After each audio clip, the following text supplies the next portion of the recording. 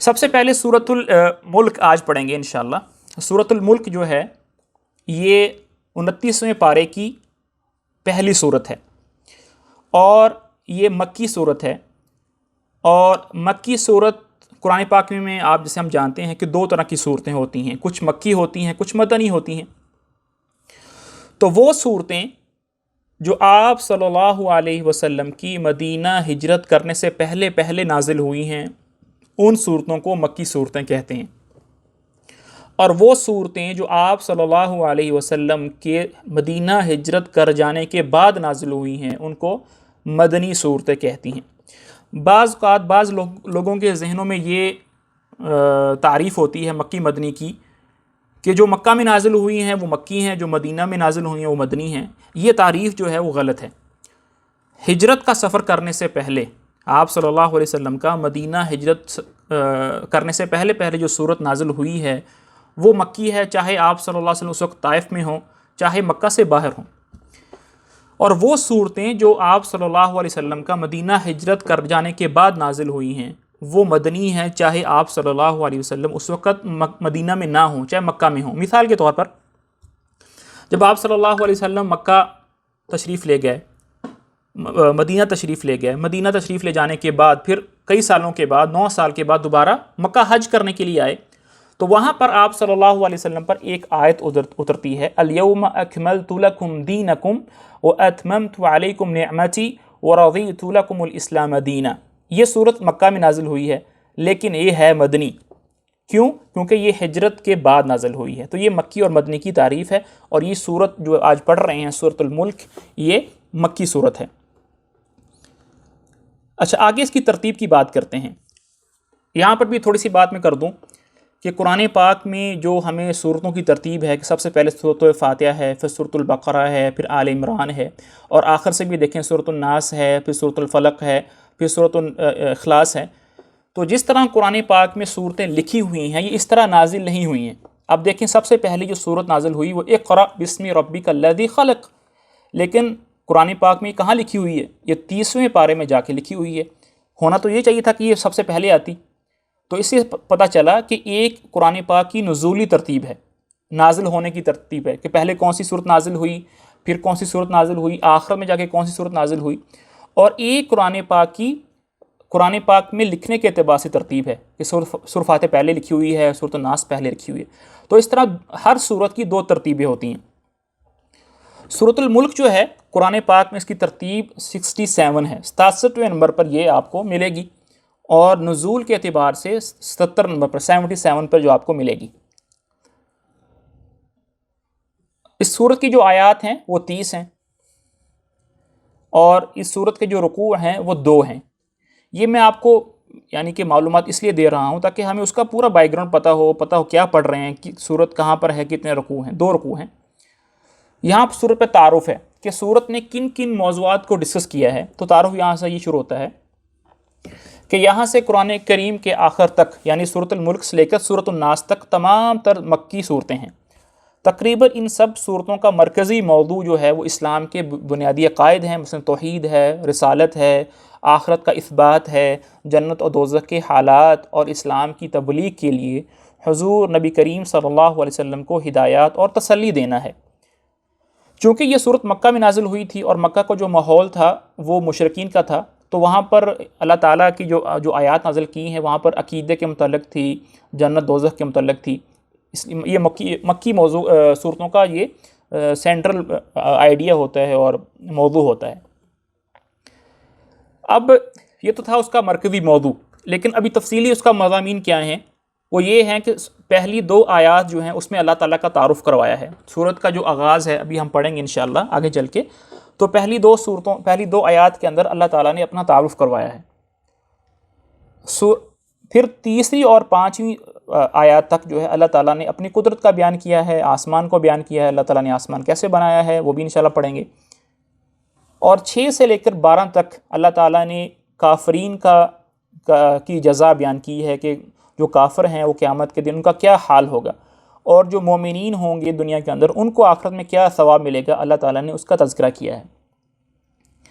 اور پھر آخر میں 13 سے لے کر 30 تک اللہ تعالیٰ نے اپنی نعمتوں کا ذکر کیا ہے، اور یہ بھی ساتھ ذکر کیا ہے کہ اللہ جب چاہے یہ نعمتیں چھین لے، تو اگر جب اللہ یہ نعمتیں چھین لیں گے تو تمہیں اور کوئی یہ نعمتیں نہیں دے سکتا۔ تو یہ مضامین ہیں سورت کے جو آیات کے اعتبار سے ہیں۔ اب آگے بات کرتے ہیں۔ دیکھیں، ایک سورت کے ایک سے زیادہ نام ہو سکتے ہیں۔ بعض صورتیں ایسی ہوتی ہیں ان کا ایک ہی نام ہوتا ہے، بعض کے 2 ہوتے ہیں، بعض کے 3 نام ہوتے ہیں، اور بعض کے بہت زیادہ ہوتے ہیں۔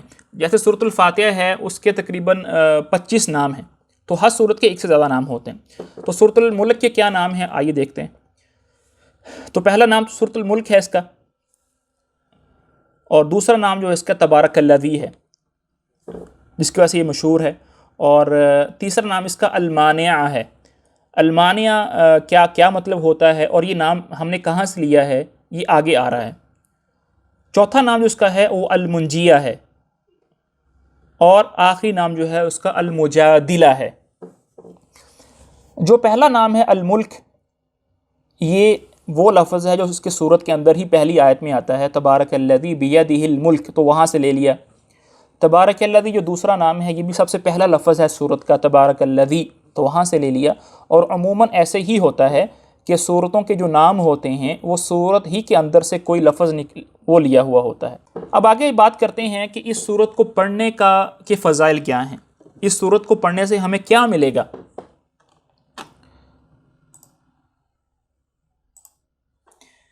دیکھیں، سب سے پہلی جو حدیث ہے وہ یہ ہے، عن ابی ہریرہ عن رسول اللہ صلی اللہ علیہ وسلم قال، ابی ہریرہ رضی اللہ تعالیٰ عنہ روایت کر رہے ہیں کہ آپ صلی اللہ علیہ وسلم نے ارشاد فرمایا، ان سورۃ فی القرآن، کہ بے شک قرآن کے اندر ایک سورت ہے، 30 آیہ، اس کی کتنی آیتیں ہیں، 30 آیات ہیں، شفعت لصاحبہا، اس نے اپنے پڑھنے والے کی شفاعت کی قیامت کے دن، سفارش کی، حتی غفر لہ، یہاں تک کہ اس آدمی کو جو سورت کو پڑھتا تھا اس کی بخشش اور مغفرت کر دی گئی۔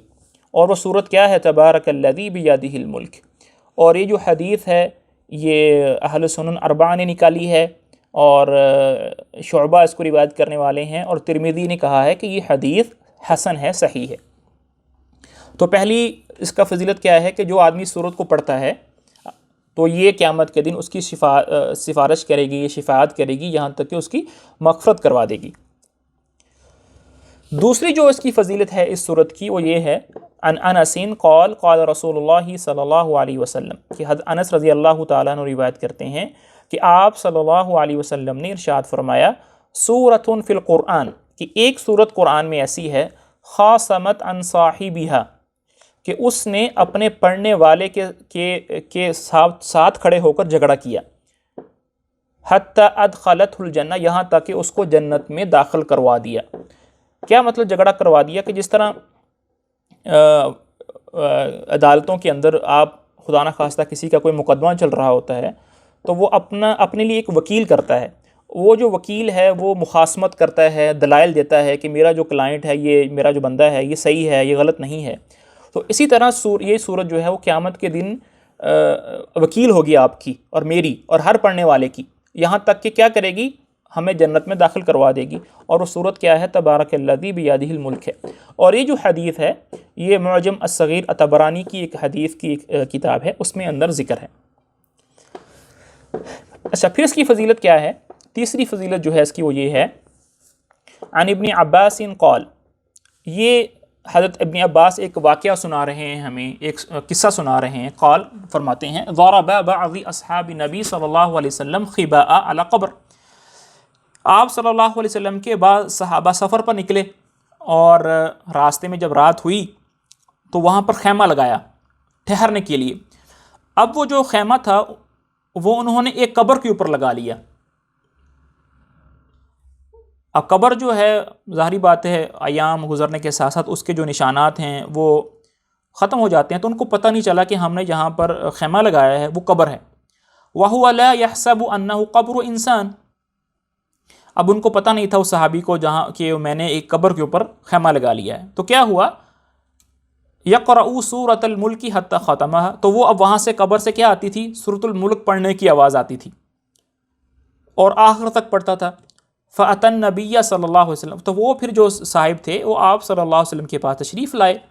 فقال، اور عرض کی، یا رسول اللہ ضربت خبائی علی قبر، کہ میں نے ایک قبر پر اپنا خیمہ لگا لیا، وَأَنَا لَا أَحْسَبُ أَنَّهُ قبر، اور مجھے پتہ نہیں تھا یہ قبر ہے۔ فَإِذَا إِنسَانٌ يَقْرَأُ سُورَةَ الْمُلْكِ تَبَارَكَ، تو وہاں پر ایک آدمی سورۃ الملک پڑھنے کی آواز آتی ہے، حتی ختمها، کہ وہ شروع سے شروع کرتا ہے اور آخر تک پڑھتا ہے۔ فقال رسول اللہ، تو آپ صلی اللہ علیہ وسلم نے ارشاد فرمایا، ہی المانعہ، کہ یہ منع کرنے والی ہے، یعنی قبر کے عذاب کو منع کرنے والی ہے یہ صورت۔ ہی المنجیہ، یہ نجات دینے والی ہے، تنجیہ من عذاب القبری، کہ یہ صورت جو ہے اپنے پڑھنے والے کو عذاب قبر سے نجات دے گی۔ تو یہاں سے ہم نے سورۃ الملک کے اور نام لیے ہیں، المانعہ، المنجیہ، اور یہ جو حدیث ہے وہ سنن ترمذی کے اندر روایت ہے۔ اگلی جو حدیث ہے وہ یہ ہے عن جابر، وہ جابر رضی اللہ تعالیٰ عنہ نے روایت کی ہے، فرماتے ہیں ان رسول اللہ صلی اللہ علیہ وسلم کان لا ینام، کہ آپ صلی اللہ علیہ وسلم سوتے نہیں تھے، حتی یقرأ الف لام میم تنزیل، سورۃ السجدہ، وتبارک الذی بیدہ الملک، کہ آپ صلی اللہ علیہ وسلم اس وقت تک سوتے نہیں تھے جب تک ان دو صورتوں کی تلاوت نہیں کر لیتے تھے۔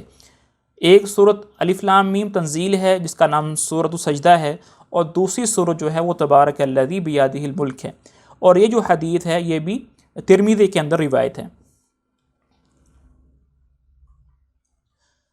پھر آگے ایک حدیث ہے عن ابن عباس قال قال رسول اللہ صلی اللہ علیہ وسلم، کہ حضرت آپ صلی اللہ علیہ وسلم نے ارشاد فرمایا، لوددت انہا فی قلب کل انسان من امتی، کہ میرا دل چاہتا ہے کہ یہ جو صورت ہے میرے ہر امتی کے دل میں ہو، یعنی تبارک الذی بیدہ الملک، کہ آپ صلی اللہ علیہ وسلم اپنی ایک خواہش کا اظہار کر رہے ہیں کہ میرا دل چاہتا ہے کہ یہ صورت جو ہے میری ہر امتی مرد اور عورت کے دل میں ہو، یعنی اس کو یاد ہو، اس کو پڑھتا ہو، اس پر غور و فکر کرتا ہو۔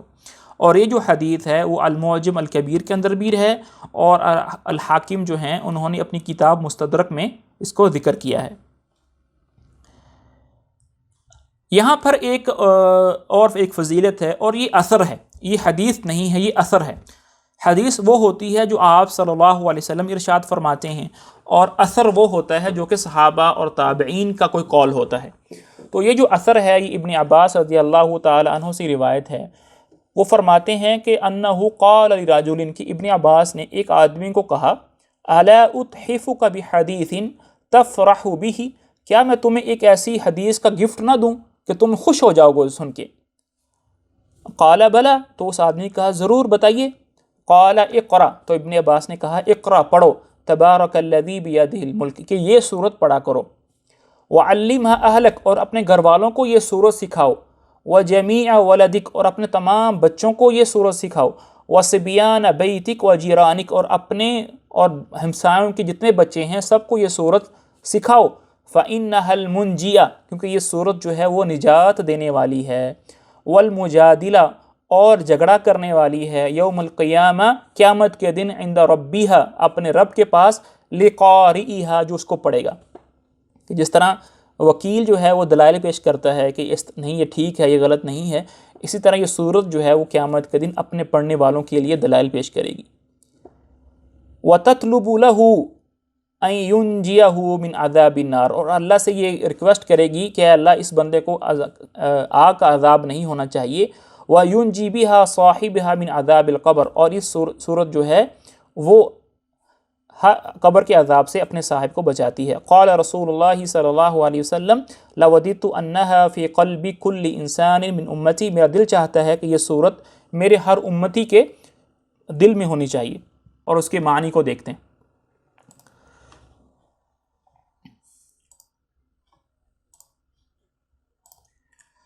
جی، بسم اللہ الرحمن الرحیم۔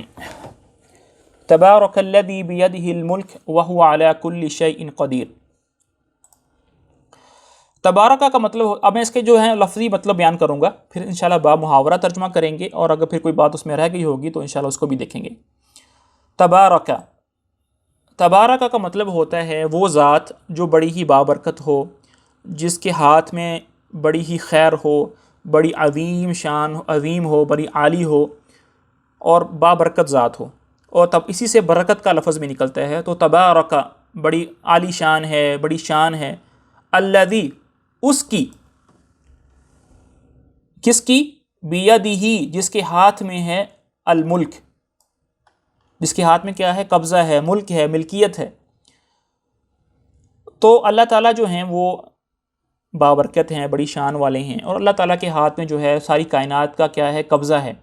اور جب آدمی کے پاس کسی چیز کا قبضہ ہوتا ہے تو وہ جیسے چاہتا ہے اپنی اس ملکیت کے اندر کر سکتا ہے۔ مثال کے طور پر ایک گھر ہے، ایک پلاٹ ہے، وہ میری ملکیت ہے، اب میں چاہوں اس پہ گھر بناؤں، میں چاہوں اس پر دکان بناؤں، میں چاہوں اس کو خالی چھوڑ دوں، تو میری مرضی ہے۔ تو اسی طرح یہ جتنی بھی کائنات ہے، زمین آسمان ہے، جو ہمیں نظر آ رہا ہے، جو نظر نہیں آ رہا، مخلوق ہیں، جو کچھ ہے، یہ ساری کی ساری پر اللہ کا قبضہ ہے۔ اللہ جو چاہیں اس پر کریں، جس کو چاہیں رزق دیں، جس کو چاہے عزت دیں، جس کو چاہے ذلت دیں، تو یہ اللہ تعالیٰ کے ہاتھ میں ہے، اللہ تعالیٰ کی ملکیت میں ہے، اللہ جو چاہے ویسے کریں۔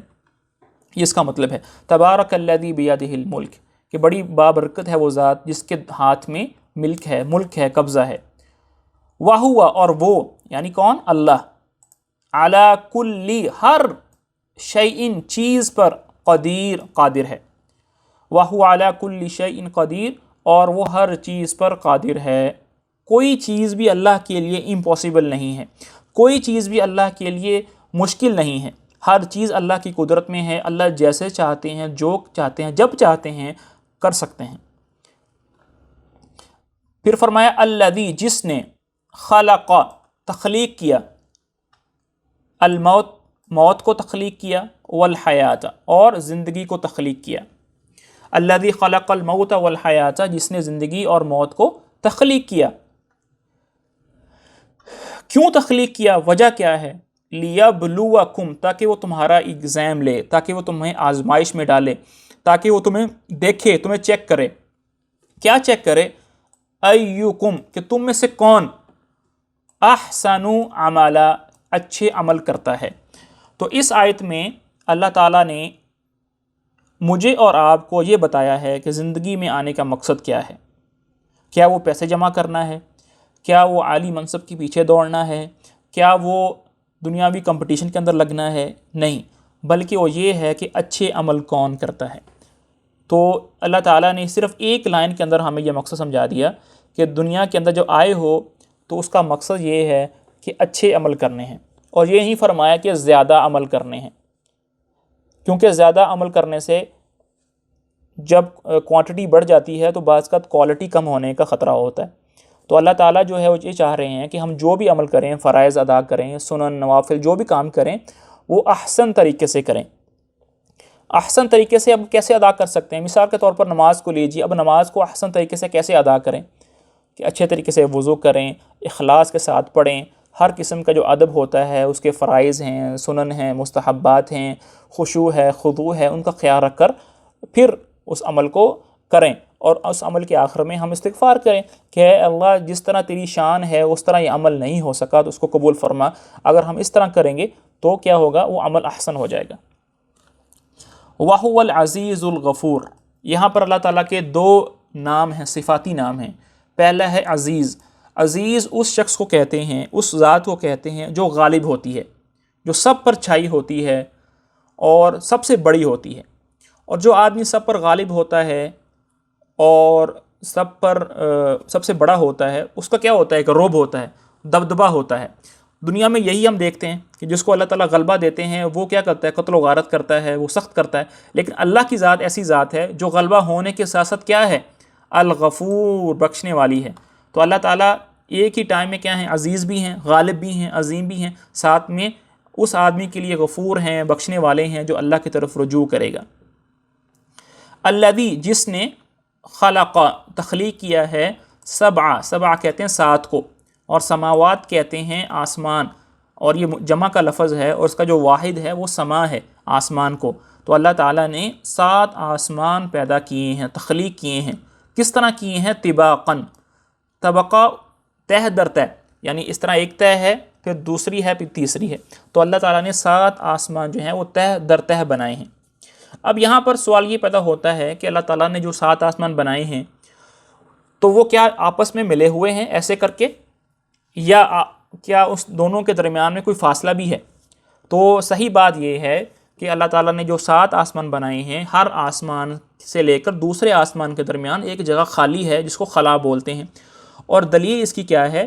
وہ حدیث جو کہ آپ صلی اللہ علیہ وسلم جب اسراء اور معراج کے سفر پر نکلے تھے تو ایک آسمان سے دوسرے آسمان تک سفر کرتے تھے، تو اگر خلا نہ ہوتا، آپس میں ملے ہوئے ہوتے تو سفر کرنے کی ضرورت نہیں تھی۔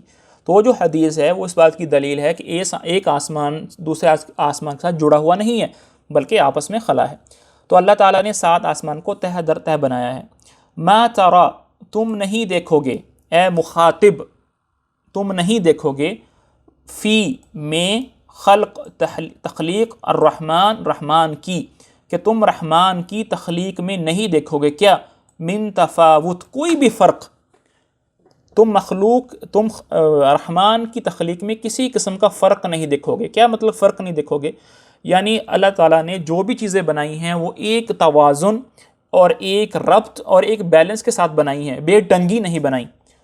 کوئی بھی چیز آپ دیکھ لیں، میری آپ کی تخلیق ہے، جانوروں کی تخلیق ہے، کوئی چیز بھی دیکھیں، اللہ تعالیٰ نے ہر چیز کو ایک بڑے ہی احسن تقویم کے اندر اور بیلنس کے اندر اور ایک بڑی ہی توازن کے اندر بنایا ہے، کوئی بے ڈنگی چیز نہیں ہے۔ اب آگے اللہ تعالیٰ ایک چیلنج دے رہے ہیں، وہ کیا ہے؟ فرجع البصر، کہ تم اپنی نظروں کو لوٹاؤ، کس کی طرف؟ آسمان کی طرف۔ تم اپنی نظروں کو آسمان کی طرف لوٹاؤ، آسمان کو دیکھو، اس کا موازنہ کرو۔ حل ترا، کیا تم دیکھتے ہو؟ من فطور، فطور کہتے ہیں رخنا، کوئی دراڑ، کوئی شقوع، کوئی صدوع، کہ کیا تم دیکھتے ہو آسمان میں کسی قسم کا کوئی رخنا، کوئی دراڑ، کوئی شگاف؟ ثم ارجع البصر، پھر اپنی نظر کو آسمان کی طرف دوڑاؤ، کرتینی، 2 دفعہ۔ اگر ایک دفعہ دیکھ لیا ہے تمہیں کسی قسم کا رخنا نظر نہیں آیا ہے، کوئی بات نہیں، پھر دیکھو، پھر نظر نہیں آیا، پھر دیکھو، بار بار دیکھو۔ تو کیا ہوگا بار بار دیکھنے سے؟ ینقلب، لوٹ آئے گی، الیکا، تمہاری طرف، البصر، تمہاری بصارت، تمہاری آنکھیں، خاسئن، نامراد ہو کر، کہ تم جتنا بھی دیکھو گے، جتنا بھی ایگزامن کرو گے، موازنہ کرو گے، ہر دفعہ رزلٹ سیم ہی نکلے گا۔ وہ کیا ہوگا کہ تمہاری نظر کسی قسم کا شگاف نہیں ڈھونڈ پائے گی اور تم نامراد ہو کر ہی لوٹو گے۔ وَهُوَ حسیر، اور حسیر کہتے ہیں تھک کر لوٹ آنا، کہ تم تھک جاؤ گے، نامراد ہو جاؤ گے، لیکن اللہ کی تخلیق میں کسی قسم کا رخنا اور دراڑ نہیں پاؤ گے۔ اب اس کا محاورہ ترجمہ دیکھ لیتے ہیں۔ بڑی شان ہے اس ذات کی جس کے ہاتھ میں ساری بادشاہی ہے، اور وہ ہر چیز پر پوری طرح قادر ہے، جس نے موت اور زندگی اس لیے پیدا کی تاکہ وہ تمہیں آزمائے کہ تم میں سے کون عمل میں زیادہ بہتر ہے، اور وہی ہے جو مکمل اقتدار کا مالک اور بہت بخشنے والا ہے، جس نے 7 آسمان اوپر تلے پیدا کیے۔ تم خدائے رحمان کی تخلیق میں کوئی فرق نہیں پاؤ گے۔ اب پھر سے نظر دوڑا کر دیکھو، کیا تمہیں کوئی رخنا نظر آتا ہے؟ پھر بار بار نظر دوڑاؤ، نتیجہ یہی ہوگا کہ نظر تھک ہار کر تمہارے پاس نامراد ہو کر لوٹ آئے گی۔ آج کی جو ہماری آخری آیت ہے، آیت نمبر 5، وہ یہ ہے وَلَقَدْ زَيَّنَّا السَّمَاءَ۔ وَلَقَدْ کا مطلب ہوتا ہے تحقیق، بے شک، زَيَّنَّا، ہم نے مزین کیا ہے، ہم نے زینت بنایا ہے، ہم نے مزین کیا ہے، اس کو سجایا ہے۔ کس کو؟ السماء، آسمان کو۔ ہم نے آسمان کو کیا کیا ہے؟ سجایا ہے۔ کس چیز کے؟ السماء الدنیا، دنیا کے آسمان کو۔ دیکھیں، دنیا کے آسمان سے مراد وہ آسمان ہے جو ہمارے قریب ہے، جو ہمیں نظر آ رہا ہوتا ہے۔ اس کے اوپر دوسرا آسمان ہے، تیسرا آسمان ہے، چوتھا آسمان ہے، وہ تو ہمیں نظر نہیں آ رہا، ہمیں وہ والا آسمان نظر آ رہا ہے جو ہمارے قریب ہے۔ تو اللہ تعالیٰ کہتے ہیں اللہ تعالیٰ نے قریبی آسمان کو سجایا ہے، کس کے ساتھ؟ بِمَصَابِیح، روشنیوں کے ساتھ سجایا ہے۔ اور روشنیوں سے مراد کیا ہے؟ یہاں پر تارے ہیں۔ روشنیوں سے مراد کیا ہے؟ تارے ہیں۔ تحقیق ہم نے آسمان کو جو کہ قریبی ہے اس کو سجایا ہے تاروں کے ساتھ۔ وَجَعَلْنَاهَا، اور ہم نے ان تاروں کو بنایا ہے رجوماً، مارنے کا ذریعہ۔ کس کو مارنے کا ذریعہ؟ للشیاطین، شیطانوں کو مارنے کا ذریعہ۔ اب یہاں پر اللہ تعالیٰ نے تاروں کا مقصد بتایا ہے کہ تارے کیوں ہیں۔ تاروں کے بیسیکلی 3 مقصد ہیں۔ پہلا مقصد یہ ہے کہ وہ آسمان کی زینت ہیں، جب جو ٹمٹماتے ہیں ان سے روشنی پیدا ہوتی ہے تو آسمان مزین ہو جاتا ہے۔ دوسرا اس کا مقصد یہ ہے کہ تارے جو ہیں وہ شیطانوں کو مارنے کا کام کرتے ہیں، کہ جب شیطان جو ہیں وہ اڑتے اڑتے یا سفر کرتے ہوئے آسمان کی طرف جاتے ہیں اور غیبی خبروں کو سننے کی کوشش کرتے ہیں تو فرشتے جو ہیں ان کو تارے مارتے ہیں، جس سے وہ پھر اب واپس دنیا کے اندر لوٹ آتے ہیں۔ اور تیسرا کام جو تاروں کا ہے وہ یہ ہے کہ اس سے راستہ تلاش کرنے میں مدد ملتی ہے، جس طرح صحرا میں لوگ جو ہوتے ہیں پرانے زمانوں کے اندر اب بھی موجود ہیں کہ وہ تاروں کو دیکھ کر اپنی سمت اور ڈائریکشن دیکھ لیتے ہیں کہ بھئی ہم شمال میں ہیں یا جنوب میں ہیں، کہاں جانا ہے۔ تو یہ ایک فن ہوتا ہے جو ہر ایک کو نہیں پتہ ہوتا، صرف مشق کرنے والوں کو ہی ہوتا ہے۔ تو تاروں کے 3 کام ہیں، آسمان کی زینت ہیں، شیطانوں کو مارنے کا کام کرتے ہیں، اور راستہ تلاش کرنے میں مدد کرتے ہیں۔ وَأَعْتَدْنَا، اور ہم نے تیار کیا ہے، لَهُمْ، ان کے لیے، کن کے لیے؟ شیطانوں کے لیے، عذاب السعیر، دہکتی ہوئی عذاب، آگ کا عذاب، اور ہم نے ان شیطانوں کے لیے تیار کیا ہے دہکتی ہوئی آگ کا عذاب۔ اس کا باب محاورہ ترجمہ کر لیتے ہیں۔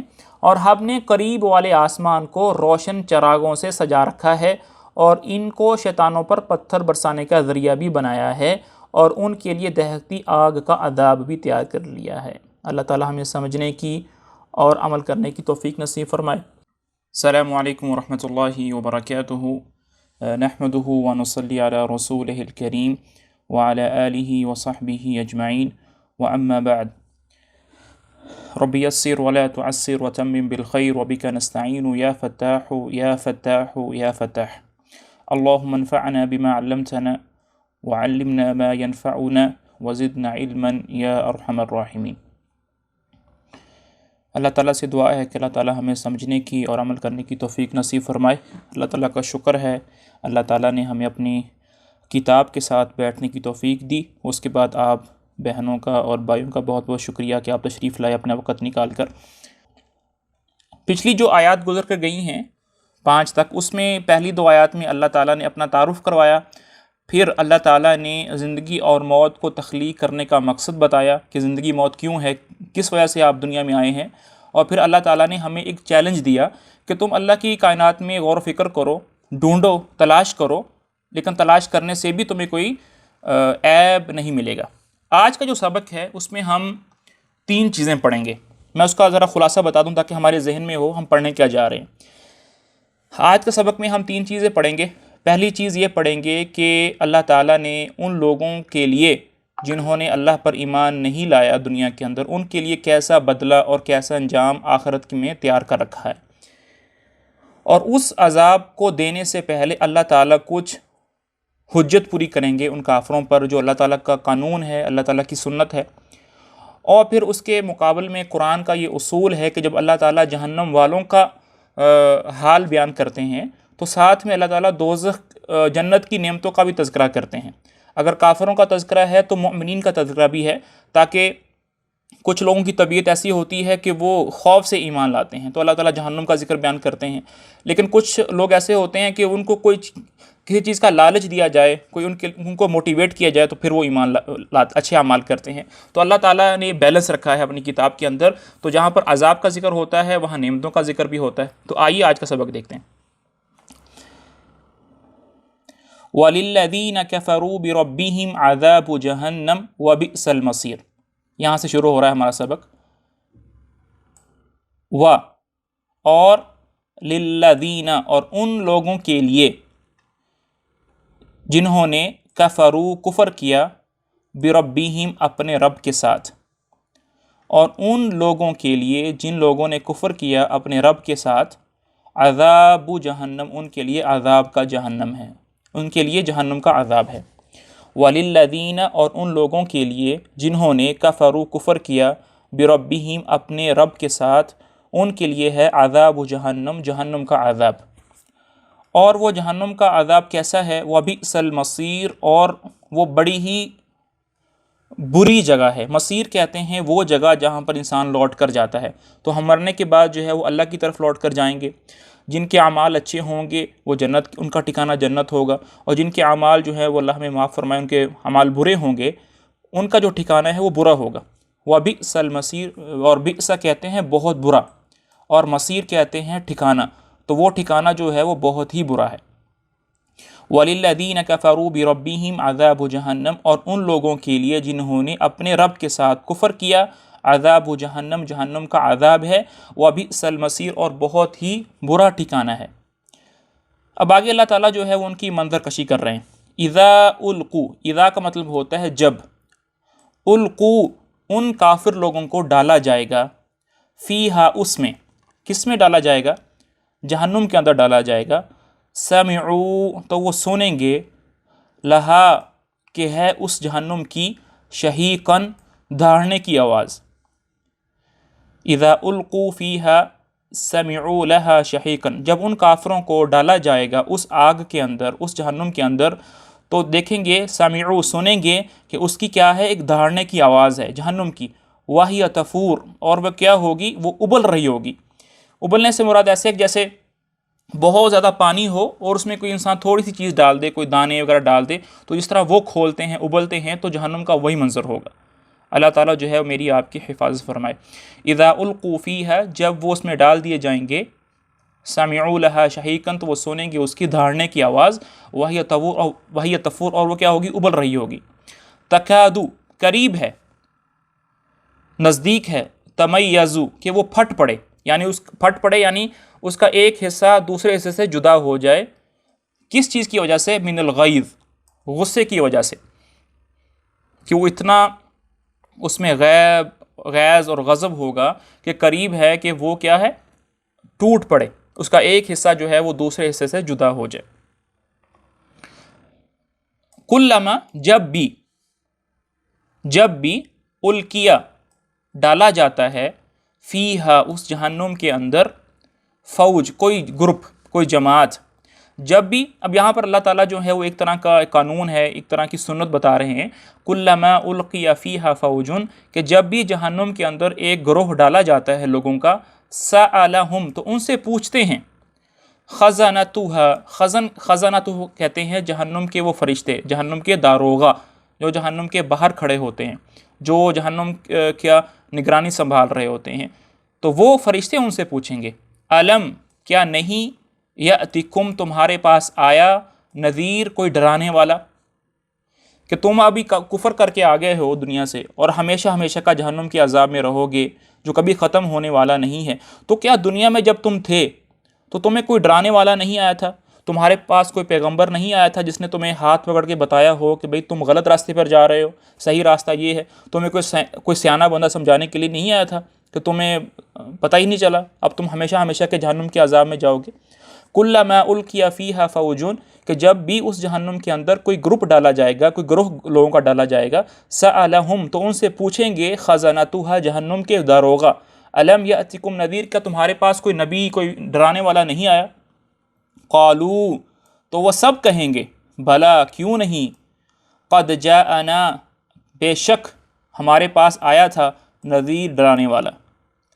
ایسی بات نہیں کہ ہم مطلب بہت ایسے ایریے میں رہتے تھے جہاں پر کوئی بندہ ہمیں ڈرانے کے لیے نہیں آیا، بالکل آیا تھا۔ قالو سب ایک زبان ہو کر کہیں گے، بلا کیوں نہیں، قد جاءنا نذیر بے شک ہمیں ڈرانے کے لیے ایک آدمی آیا تھا، لیکن کیا کیا، فکذبنا تو ہم نے اس کو جٹلا دیا، وقلنا اور ہم نے کہا، ما نزل اللہ کہ نہیں اتاری اللہ نے، من شیء کوئی چیز، کہ جب نبی ان کو جا کر بتاتے تھے کہ میں نبی ہوں، مجھے اللہ تعالیٰ نے نبی بنا کر بھیجا ہے، نبوت دی ہے، مجھے اللہ تعالیٰ نے رسالت دی ہے، میرے ساتھ ایک کتاب ہے، میں تمہیں اللہ کے عذاب سے ڈرانے کے لیے آیا ہوں، تو لوگ کیا کرتے تھے، تو فکذبنا تو ہم کہتے تھے تم جھوٹ بولتے ہو، اللہ تعالیٰ نے کوئی چیز نہیں اتاری، یا یہ کہتے تھے کہ تم پاگل ہو، تم ساحر ہو، تم جادوگر ہو، تم پچھلے لوگوں کی جو کہانیاں ہیں، قصے ہیں، وہ ہمیں سنا رہے ہو، ما نزل اللہ من شیء اللہ تعالیٰ نے کوئی چیز بھی جو ہے وہ آسمان سے نازل نہیں کی،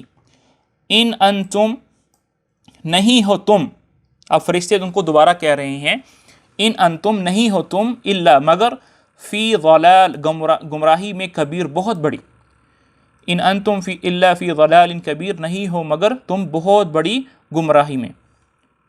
اب وہ کیا کریں گے؟ اچھا یہاں پر میں ایک بات بتاؤں کہ اللہ تعالیٰ کا یہ قانون ہے اور یہ اللہ تعالیٰ کی سنت ہے کہ اللہ تعالیٰ اس وقت تک عذاب نہیں دیتے جب تک اپنی حجت کو تام نہ کر دیں۔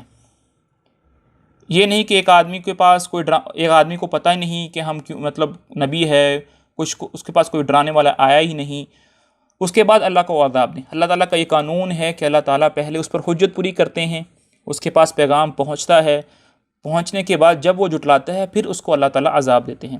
اسی لیے اللہ تعالیٰ سورۃ بنی اسرائیل میں فرماتے ہیں وَمَا كُنَّا مُعَذِّبِينَ حَتَّى نَبْعَثَ رَسُولًا، کہ ہم اس وقت تک عذاب نہیں دیتے جب تک ہم کیا ہیں، ہم رسول نہ بھیج دیں۔ اس وقت تک ہم عذاب نہیں دیتے جب تک ہم رسول نہ بھیج دیں۔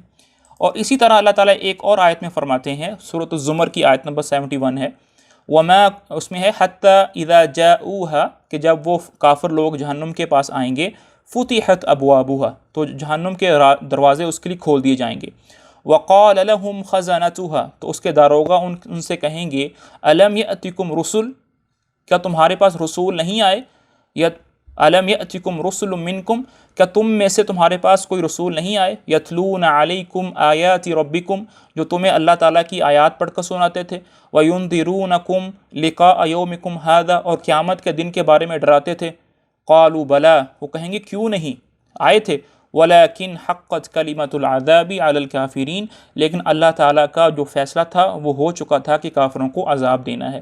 تو اس لیے یہ اللہ تعالیٰ کا قانون ہے کہ اللہ تعالیٰ اس وقت تک عذاب نہیں دیتے جب تک حجت پوری نہ ہو جائے رسولوں کو بھیجنے سے اور کتابوں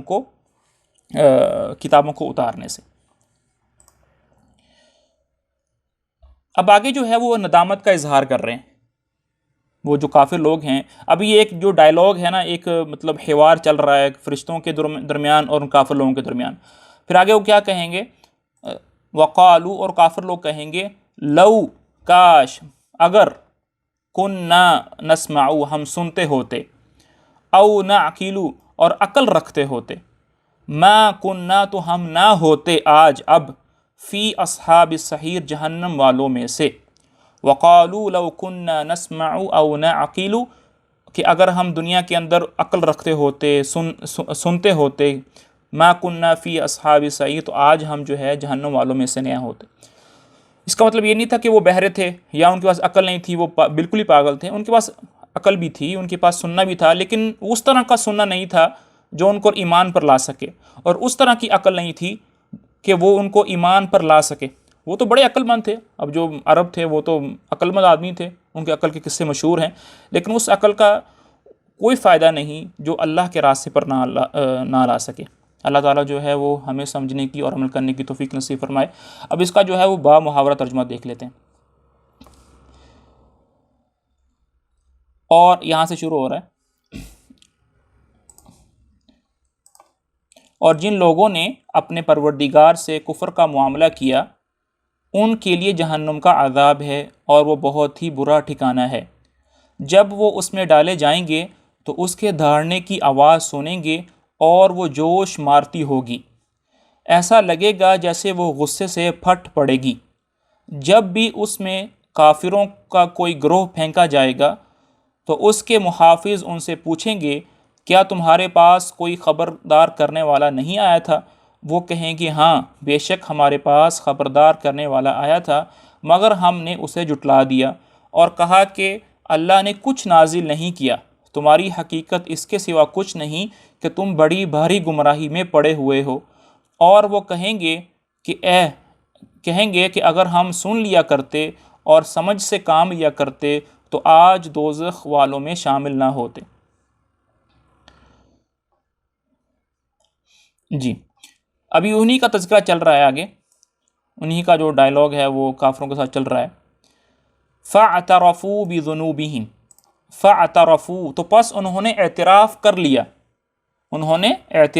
لیا، بِذَنبِهِمْ، اپنے گناہ کا، کہ ہم گمراہی میں تھے، ہم نے پیغمبروں کو جھٹلایا، ہم نے ان کی بات نہیں مانی، تو ہم اعتراف کرتے ہیں کہ ہم غلطی پر تھے، تو یہ اللہ تعالیٰ کی حجت جو ہے وہ پوری ہوگی ان پر۔ فسحقاً تو بربادی ہو، لاصحاب السعیر جہنم والوں کے لیے، فاعترفوا بذنبہم تو انہوں نے اپنا اعتراف کر لیا اپنے گناہ کا، فسحقاً تو بربادی ہو لاصحاب السعیر جہنم والوں کے لیے۔ اب اس کے مقابل میں اللہ تعالیٰ ان لوگوں کا تذکرہ کر رہے ہیں اور ان لوگوں کا انعام بتا رہے ہیں جن کا معاملہ برعکس تھا، جنہوں نے عقل سے کام لیا، جنہوں نے نبی کی بات کو مانا اور ہدایت والے راستے کو اپنایا۔ ان الذین یخشون ربہم بالغیب لہم مغفرۃ واجر کبیر، ان بے شک الذین وہ لوگ یخشون جو ڈرتے ہیں، ربہم اپنے رب سے، بالغیب غیب کے اندر، بن دیکھے ہوئے۔ جب آدمی دیکھ کر ڈرا تو وہ تو ڈرنا نہیں ہوا۔ جو کافر لوگ ہیں وہ بھی قیامت کے دن اللہ کو دیکھ لیں گے اور ایمان لے آئیں گے کہ اب ہم ایمان لے آئے، اب ہم ڈرتے ہیں، اب ہم اعتراف کرتے ہیں۔ تو لیکن اس ڈرنے کا، اس ایمان لانے کا کوئی فائدہ نہیں ہوگا، کیونکہ ایمان وہ ویلڈ ہے، اس ایمان کی قیمت لگے گی جو بن دیکھے ایمان لائے گا، اس ڈرنے کی قیمت لگے گی قیامت کے دن جو بن دیکھے ہوئے اپنے رب سے ڈرے گا۔ ان الذین یخشون، بے شک وہ لوگ جو ڈرتے ہیں اپنے رب سے، بالغیب بن دیکھے ہوئے، لہم تو ان کے لیے ہے، مغفرۃ اللہ کی طرف سے بخشش، اور بخشنے کے بعد کیا ہے، واجر کبیر اور بہت بڑا اجر، اور ان کے لیے کیا ہے، بہت بڑا اجر۔ اب ڈرنے سے مراد دیکھیں، اس کے دو معنی مراد ہو سکتے ہیں۔ پہلا معنی جو میں نے آپ کے سامنے بیان کر دیا وہ یہ ہے کہ وہ بن دیکھے ڈرتے ہیں، غیب میں ڈرتے ہیں۔ دوسرا مطلب یہ بھی ہو سکتا ہے کہ انسان کے ساتھ بعض اوقات یہ معاملہ ہوتا ہے کہ جب وہ مجلس کے اندر ہوتا ہے، لوگوں کے سامنے ہوتا ہے تو وہ ڈرتا ہے، لیکن بعض اوقات جب وہ خلوت میں چلا جاتا ہے، لوگوں کی مجلس سے دور جاتا ہے، تو وہ جو اس کا ڈرنے کا لیول ہے وہ کم ہو جاتا ہے، وہ گناہ کر بیٹھتا ہے۔ تو اس سے مراد وہ لوگ بھی ہیں کہ جو خلوت میں بھی اور لوگوں کے سامنے بھی، دونوں میں ان کا معاملہ ایک ہی ہے کہ وہ اللہ سے ڈرتے ہیں، تو وہ لوگ بھی ان سے مراد ہو سکتے ہیں۔ تو ان کے لیے مغفرت ہے، بخشش ہے، وہ اجر کبیر اور بہت بڑا اجر ہے۔ اور اسرو کہتے ہیں، یہ سر سے ہے، اور سر سے مطلب ہوتا ہے پوشیدہ۔ وَأَسِرُّوا اور پوشیدہ رکھو، قولکم اپنی باتیں، اور یا اوجہروا یا اونچی آواز سے کرو، اپنی پوشیدہ یعنی کہ آہستہ آواز سے باتیں کرو یا اونچی آواز سے بات کرو، انہ علیم تو اس کو کوئی فرق نہیں پڑتا، اللہ تعالیٰ کے لیے کوئی ڈفرینس نہیں ہے، اللہ تعالیٰ ساری باتیں ہی جانتا ہے۔ یہ نہیں کہ وہ پوشیدہ باتوں کو نہیں جانتا اور جو اونچی بات ہم کرتے ہیں صرف اس کو جانتا، نہیں، تم جیسے مرضی بات کرو، ذہن میں گمان لاؤ، دل میں کرو، وسوسہ آئے، کچھ بھی ہو، اللہ تعالیٰ جو ہے کیا ہے، انہ بے شک علیم جاننے والا ہے، بذات ان چیزوں کو، الصدور جو سینے کے اندر ہیں، جو دلوں کے اندر ہیں۔ صدور جو ہے یہ جمع کا لفظ ہے اور اس کا جو واحد ہے وہ صدر ہے، اور صدر سے مراد سینہ ہے، لیکن سینے سے مراد یہ نہیں کہ سینے میں جو بات، بلکہ سینے سے مراد یہاں دل ہے۔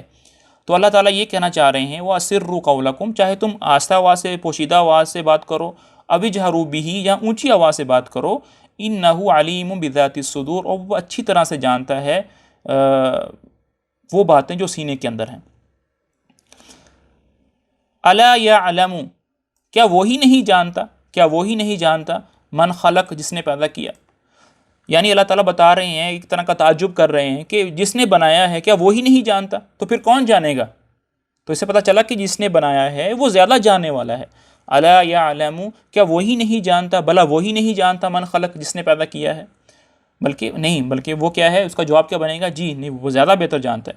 وَهُوَ اور وہ ہے اللطیف بڑا ہی باریک بین، کہ چیزوں کی جو بڑی بڑی ڈیٹیلز ہیں، ڈیپ ڈیٹیلز بھی جو ہیں اللہ تعالیٰ جانتے ہیں۔ الخبیر خبر رکھنے والا ہے، وَهُوَ اللطیف الخبیر اور وہ کیا ہے، وہ خبر رکھنے والا ہے۔ یہ تو اس کا لفظی ترجمہ تھا، اب اس کا بام ہوا ترجمہ دیکھ لیتے ہیں۔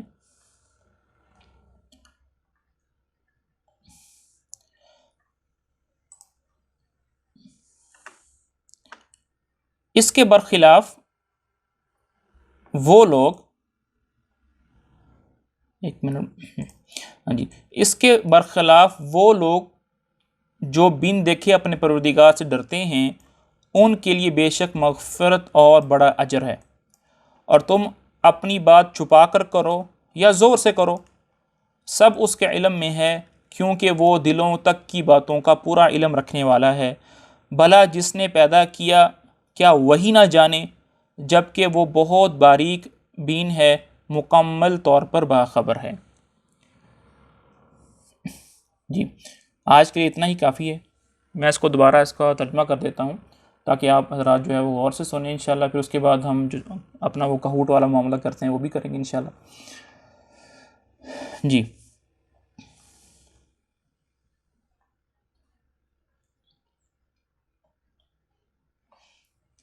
وَلِلَّذِينَ كَفَرُوا بِرَبِّهِمْ عَذَابُ جَهَنَّمَ، اور ان لوگوں کے لیے جنہوں نے اپنے رب کے ساتھ کفر کا معاملہ کیا جہنم کا عذاب ہے، وَبِئْسَ الْمَصِيرُ، اور وہ بہت ہی برا ٹھکانہ ہے۔ اِذَا أُلْقُوا فِيهَا، جب وہ لوگ جہنم کے اندر ڈالے جائیں گے، سَمِعُوا لَهَا شَهِيقًا، تو وہ اس کے دھاڑنے کی آواز سنیں گے، وَهِيَ تَفُورُ، اور وہ جوش مارتی ہوگی، تَكَادُ تَمَيَّزُ مِنَ الْغَيْظِ، قریب ہے کہ وہ غصے سے پھٹ پڑے، ایک دوسرے سے علیحدہ ہو جائے۔ کلما القی فیہا فوج، جب بھی جہنم کے اندر کوئی گروہ ڈالا جاتا ہے، سألہم، ان سے پوچھتے ہیں، خزانتها، جہنم کے داروغے، الم یأتکم نذیر، کیا تمہارے پاس کوئی ڈرانے والا نہیں آیا؟ قالوا، وہ کہیں گے، بلا، کیوں نہیں، قد جاءنا نذیر، ہمارے پاس ایک ڈرانے والا آیا تھا۔ فکذبنا، تو ہم نے اس کو جٹلایا، وقلنا، اور کہا، ما نزل اللہ من شیء، کہ اللہ تعالیٰ نے کوئی چیز نازل نہیں کی، ان انتم الا فی ضلال کبیر، تم تو بہت بڑی گمراہی کے اندر ہو۔ وقالوا، اور وہ کہیں گے، لو کن، اگر ہم نسمع او نعقل، سنتے یا عقل سے کام لیتے، تو آج ما کن فی اصحاب سعیر، تو ہم جہنم والوں میں سے نہ ہوتے۔ فاعترفوا بذنبہم، تو پس انہوں نے اپنے گناہ کا اعتراف کر لیا، فسحقا لاصحاب السعیر، تو بربادی ہو جہنم والوں کے لیے۔ ان الذین یخشون ربہم بالغیب، اور جو لوگ ڈرتے ہیں اپنے رب سے بن دیکھے، لہم مغفرۃ واجر کبیر، تو ان کے لیے مغفرت ہے اور بہت بڑا اجر ہے۔ واسروا قولکم او اجہروا بہ، چاہے آہستہ آواز سے بات کرو یا اونچی آواز سے، انہ علیم بذات الصدور، بے شک وہ بڑا باخبر ہے دلوں تک کی باتوں کا۔ الا یعلم من خلق، کیا وہی نہ جانے جس نے پیدا کیا ہے، وہو اللطیف الخبیر، اور وہ بڑا ہی باریک بین ہے، بڑا ہی باخبر ہے۔ السلام علیکم ورحمۃ اللہ وبرکاتہ، نحمدہ ونصلی علی رسولہ الکریم وعلی آلہ وصحبہ اجمعین، وأنا معهم برحمتك وعفوك يا أرحم الراحمين، رب يسر ولا تعسر وتمم بالخير وبك نستعين يا فتاح يا فتاح، اللهم انفعنا بما علمتنا وعلمنا ما ينفعنا وزدنا علما يا أرحم الراحمين۔ آج کا جو ہمارا درس ہے اس میں ہم یہ دیکھیں گے کہ اللہ تعالیٰ نے ہم پر جو نعمتیں کی ہیں، اللہ تعالیٰ اس کا تذکرہ کر رہے ہیں، اور پھر اللہ تعالیٰ یہ بتانا چاہ رہے ہیں کہ میں نے یہ نعمتیں تم پر کی ہیں، اگر یہ نعمتیں میں تم سے چھین لوں تو میرے علاوہ اور کوئی نہیں ہے جو اس نعمتوں کو تمہارے طرف لوٹا سکے۔ اور پھر یہ بھی اللہ تعالیٰ بتا رہے ہیں کہ ہم نے تمہیں نعمتیں دی ہیں، ان نعمتوں کو کیسے استعمال کرنا ہے۔ اور پھر آخر میں اللہ تعالیٰ نے ایک بہت ہی خوبصورت مثال دی ہے، ایک ایگزامپل سے سمجھانے کی کوشش کی ہے کہ مومنین اور کافرین کیسے ہوتے ہیں۔ تو آج کے سبق میں ہم یہ پڑھیں گے۔ میں اس کو تھوڑا سا بڑا کر دیتا ہوں تاکہ چیزیں جو ہیں وہ واضح ہو جائیں۔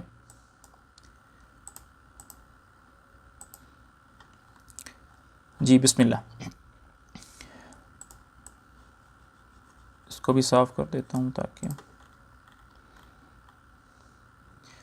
جی، اب یہاں پر اللہ رب العزت جو ہیں ان نعمتوں کا تذکرہ کر رہے ہیں جو اللہ تعالیٰ نے ہمارے اوپر کی ہیں۔ هو الذی، ہوا وہی، الذی ہے وہی ہے، جعل جس نے بنایا ہے، لکم تمہارے لیے یعنی تمہارے فائدے کے لیے، الارض زمین کو، ذلولا مسخر، ذلول کہتے ہیں ذلیل سے، اور ذلیل اس چیز کو کہتے ہیں جس پر ہمارا کنٹرول ہوتا ہے، جس میں ہم تصرف رکھ سکتے ہیں، اس کو جیسے چاہے اس کو استعمال کر سکتے ہیں۔ تو اللہ تعالیٰ نے زمین کو ہماری منفعت کے لیے مسخر کر دیا ہے، ہم اس میں آسانی سے کھیتی باڑی کر لیتے ہیں، آسانی سے راستے بنا لیتے ہیں، اور بڑی بڑی بلڈنگز اس پر کھڑی کر لیتے ہیں. اللہ تعالیٰ نے پہاڑ اس پر بنائے ہیں, پانی کے چشمے اس میں سے نکالے ہیں, بہت ساری جو منرلز ہیں اور میٹلز ہیں وہ نکالی ہیں ہمارے فائدے کے لیے. تو اللہ تعالیٰ نے پوری کی پوری جو زمین ہے وہ میرے اور آپ کے فائدے کے لیے مسخر کر دی ہے کہ تم جیسا چاہو گے, جس طرح چاہو گے, جو چاہو گے اس زمین کو استعمال کر سکتے ہو. هو الذی جعل لکم الارض ذلولا, وہی ہے جس نے زمین کو تمہارے لیے مسخر کر دیا ہے. تو کیا کرو, فمشو, تو چلو. فمشو کا مطلب ہوتا ہے چلو, چلو پھرو, سفر کرو. فی مناکبہا, مناکب کہتے ہیں کندھوں کو. یہ جو انسان کے جو کندھے ہوتے ہیں اس کو منکب کہتے ہیں, اور جمع ہو تو اس کو مناکب بولتے ہیں. تو یہاں پر اللہ تعالیٰ کہتے ہیں کہ فمشو, تم چلو, فی مناکبہا, زمین کے کندھوں پر. کیا مطلب کہ زمین کے اطراف میں چلو, یعنی اس کے جو زمین کے جو اطراف ہیں اس پر سفر کرو. وَكُلُوا, اور کھاؤ, من رزقہ, اللہ کے رزق سے. اور کیا کرو, اللہ کے رزق سے کھاؤ. هو الذی جعل لکم الارض ذلولا, وہی ذات ہے جس نے بنا دیا ہے زمین کو تمہارے منفعت کے لیے مسخر. فمشو فی مناکبہا, تو تم زمین میں سفر کرو, اس کے اطراف میں, اس کے مختلف مناطق میں جاؤ. وَقُلُوا مِن رِزْقِهِ, اور اس کے رزق میں سے کھاؤ. یہاں پر ایک بہت ہی امپورٹنٹ بات جو ہے نا وہ ذکر کرنے والی ہے, وہ یہ ہے کہ جس میں ہم اکثر غلط فہمی کا شکار ہو جاتے ہیں, خاص طور پر جو دیندار طبقہ ہے, وہ یہ سمجھتے ہیں کہ محنت کوشش کرنا توکل کے خلاف ہے. ہم یہ سمجھتے ہیں کہ توکل جو ہے وہ اس بات کا نام ہے کہ ہم محنت نہیں کریں, جد و جہد نہیں کریں, اسباب اختیار نہ کریں, اور صرف ہم اللہ پر اعتماد کر کے بیٹھ جائیں کہ اللہ دینے والا ہے. یہ توکل کی ایک غلط ڈیفینیشن ہے. توکل کہتے ہیں کہ آپ اپنے طور پر اسباب کو اختیار کریں, اور اسباب کو اختیار کرنے کے بعد اللہ سے کہیں کہ اے اللہ, میں نے جو چیزیں اختیار کرنی تھی وہ میں نے کر لی ہیں, اب آپ دینے والے ہیں. اور یہ توکل کے بالکل بھی منافی نہیں ہے. اس کی سب سے بڑی مثال جو ہے اور دلیل ہے وہ یہ ہے کہ فمشو فی مناکبہا, کہ تم سبب اختیار کرو, چلو پھرو, سفر کرو, جد و جہد کرو. وَكُلُوا مِن رِزْقِهِ, اور پھر اللہ کے رزق سے کھاؤ. تو پہلے اسباب اختیار کرنے ہیں اور اس کے بعد اللہ پر توکل کرنا ہے.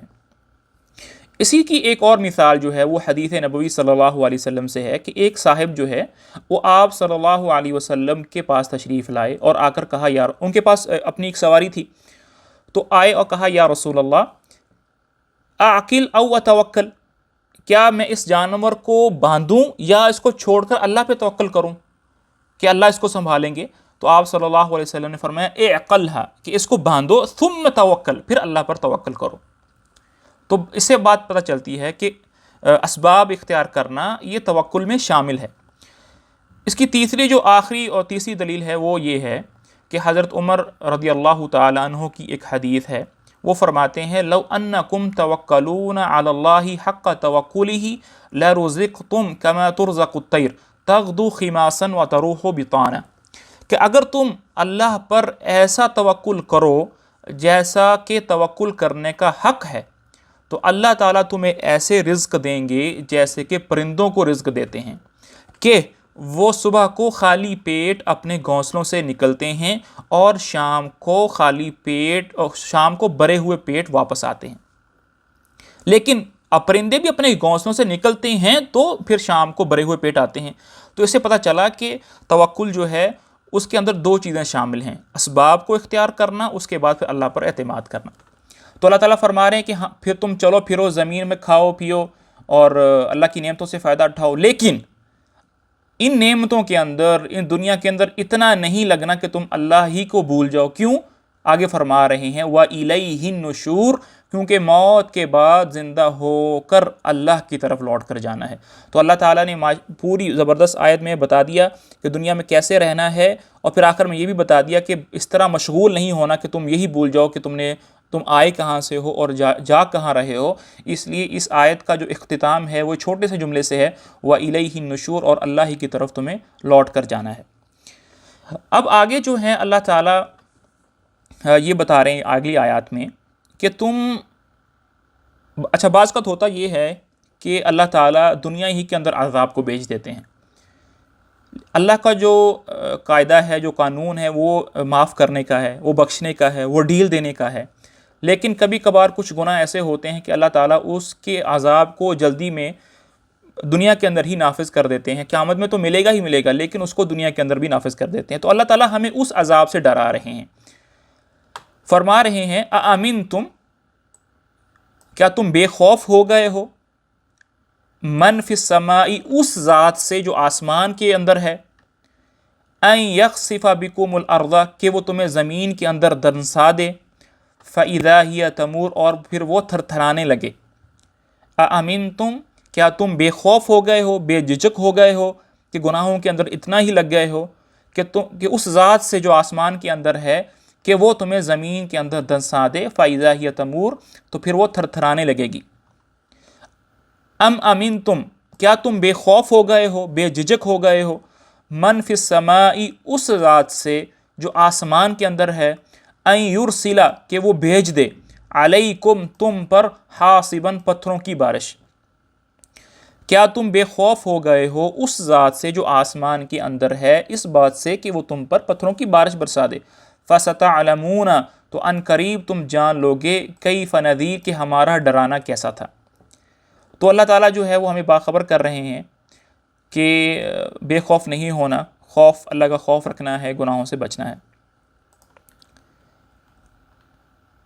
یہاں سے ہم اس کا بامحاورہ ترجمہ دیکھ لیتے ہیں، پھر آگے اگلی جو آیات ہے اس کو پوری کرتے ہیں. وہی ہے جس نے تمہارے لیے زمین کو رام کر دیا ہے، یعنی مسخر کر دیا ہے، لہذا تم اس کے مونڈوں پر چلو پھرو اور اس کا رزق کھاؤ، اور اسی کے پاس دوبارہ زندہ ہو کر جانا ہے. کیا تم آسمان والے کی اس بات سے بے خوف ہو بیٹھے ہو کہ وہ تمہیں زمین میں دنسا دے تو وہ ایک دم تھرتھرانے لگے، یا کیا تم آسمان والے کی اس بات سے بے خوف ہو بیٹھے ہو کہ وہ تم پر پتھروں کی بارش برسا دے، پھر تمہیں پتہ چلے گا کہ میرا ڈرانا کیسا تھا. اللہ تعالیٰ جو ہے ہماری اور آپ کی حفاظت فرمائے. یہاں پر حاشیے میں مفتی صاحب نے جو اس کا ترجمہ، اس کا ایک فائدہ لکھا ہے، وہ یہ ہے، یعنی زمین کی چیزیں اللہ تعالیٰ نے تمہارے تصرف میں، قبضہ میں دے دی ہیں، لیکن ان کو استعمال کرتے وقت یہ مت بھولو کہ تمہیں ہمیشہ یہاں نہیں رہنا، لیکن بلکہ ایک دن یہاں سے اللہ ہی کے پاس جانا ہے، جہاں تمہیں ان کی نعمتوں کا حساب دینا ہوگا. لہذا یہاں کی ہر چیز کو اللہ تعالیٰ کے حکم کے مطابق ہی استعمال کرو. اور چیزوں کا جو شکر ہے وہ یہی ہوتا ہے کہ ہم اس کو، اس مثال کے طور پر میرے والد صاحب مجھے کوئی ہدیہ دیتے ہیں، مجھے کوئی گفٹ دیتے ہیں، گفٹ دینے کے بعد اس کے بعد مجھے کہتے ہیں کہ بھائی مجھے پانی کا گلاس تو پلاؤ. میں کہتا ہوں کہ خود ہی لے لیں. تو کیا میں اس چیز کا مستحق ہوں کہ وہ ہدیہ گفٹ میرے پاس رہے، یا کیا وہ مجھ سے چھین لیا جائے؟ تو بنتا تو یہی ہے کہ وہ مجھے گفٹ مجھ سے لے لیا جائے.